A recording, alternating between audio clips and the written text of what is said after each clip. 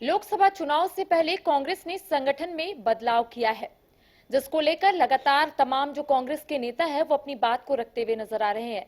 लेकिन इसके भी कई मायने हैं। दरअसल कांग्रेस के झारखंड प्रभारी अविनाश पांडे को बदला गया है और जीए मीर को झारखंड प्रभारी बनाया गया है। लोकसभा चुनाव, विधानसभा चुनाव नजदीक है, ऐसे में काफी बड़ी चुनौती रहने वाली है। आज इसी पर बातचीत करने के लिए हमारे साथ मौजूद है कांग्रेस के महासचिव राकेश सिन्हा। बातचीत करेंगे कि बड़ा बदलाव हुआ है कांग्रेस में लोकसभा चुनाव से पहले तो कांग्रेस इसे किस रूप में ले रही है, क्योंकि लोकसभा चुनाव नजदीक था और ऐसे में प्रभारी का बदला जाना काफी चुनौती भरा रहने वाला है। ये एक स्वाभाविक प्रक्रिया है, क्योंकि राष्ट्रीय अध्यक्ष के चुनाव के बाद नई कमेटी का गठन होता है और उसी संदर्भ में जो कार्य समिति के सदस्य बनाए गए थे उन लोगों को राज्य का जिम्मेवारी सौंपी गई है आदरणीय कांग्रेस अध्यक्ष मल्लिकार्जुन खड़गे जी की तरफ से। तो स्वाभाविक तौर पे ये एक स्वाभाविक प्रक्रिया है किसी भी संगठन के लिए। ये मीर जो है वो जम्मू कश्मीर के पूर्व अध्यक्ष भी रहे हैं और ऐसे में अगर वो झारखंड प्रभारी बने हैं और ऐसे में वो झारखंड आते हैं, उन्हें झारखंड को समझने में काफी लेट हो जाएगी, देर हो जाएगी। और ऐसे में जो प्रभारी पहले थे अविनाश पांडे, वो झारखंड को पूरे तरीके से समझ गए थे, पंचायत स्तर पर उन्होंने काम किया था। तो क्या एक्सपेक्टेशंस रख रहे हैं कांग्रेस के तमाम नेता इनसे? नहीं, देखिए मुझे यह लगता है कि कोई समझने में प्रभारी महोदय को विलंब नहीं होगा, क्योंकि वो संगठन के व्यक्ति हैं। एक लंबा कार्यकाल उनका एक बतौर प्रदेश अध्यक्ष के रूप में जम्मू कश्मीर में रहा है। तो जो संगठन में रहा हुआ व्यक्ति है, जो संगठन के कामों को बखूबी जानता है, जिनमें संगठन का नेतृत्व का क्षमता है, तो उनके लिए कोई बहुत बड़ा चीज नहीं है किसी भी राज्य के संगठन को समझना। और हमें लगता है कि गुलाम अहमद मीर जो हमारे नए प्रभारी मनोनीत हुए हैं वो काफी अनुभवी है, सुलझे हुए हैं संसदीय क्षेत्र में भी और संगठनात्मक क्षेत्र में भी।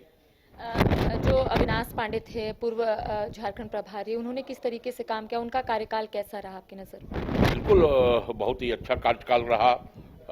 उनका जो एक कार्यकर्ताओं के साथ जो उनका एक आत्मीयता का संबंध रहा, एक लगाव रहा, वो कार्यकर्ताओं को मान सम्मान देने का उन्होंने काम किया है और उसी के बदौलत हम ये कह सकते हैं कि कार्यकर्ता भी पूरी तरह से आज पंचायत स्तर पर जाके संगठन को मजबूत करने का काम किया है। नए झारखंड प्रभारी के आने से क्या लगता है, कितना संगठन को फायदा होगा, कितना नुकसान होगा, क्या लगता है?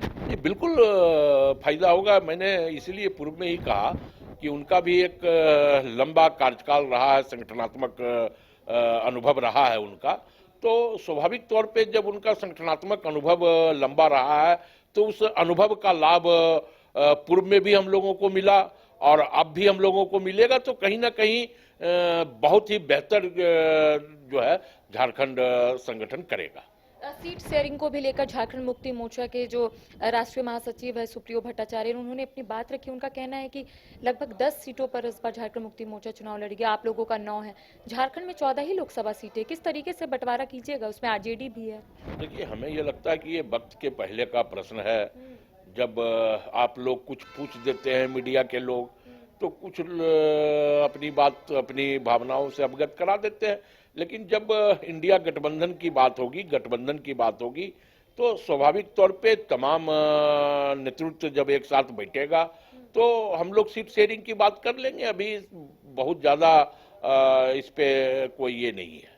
संगठन पर बड़ा बदलाव हुआ है, किस तरीके से तमाम तैयारियां जो है वो पूरी की जाएगी? महज अब कुछ ही महीने बचे हुए लोकसभा चुनाव को लेकर। देखिए हमारा संगठन सशक्तिकरण का अभियान जो है पूर्णतः हो चुका है। हम बूथ स्तर तक जाने का काम किए हैं और बूथ की कमेटी भी हमारी लगभग कई जिलों में जो है बन करके तैयार है और कई जिले में हमारी बूथ स्तर की कमेटी भी बन रही है।